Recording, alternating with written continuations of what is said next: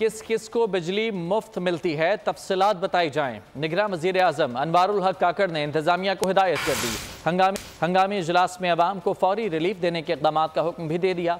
कहा कि 48 घंटे में बिल्स में कमी के लिए ठोस इक़दाम किए जाएं। ऐसा मुमकिन नहीं कि अवाम मुश्किल में हों और अफसरान को मुफ्त बिजली मिलती रहे।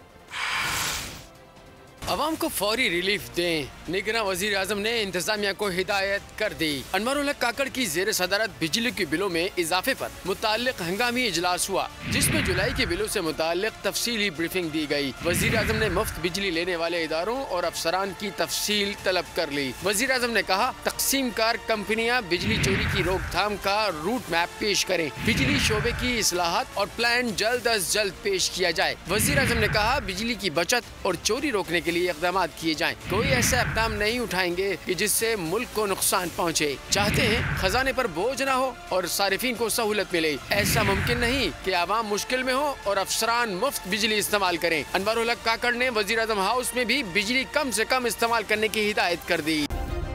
सब्सक्राइब करें और बेल दबाएं ताकि कोई खबर रह न जाए।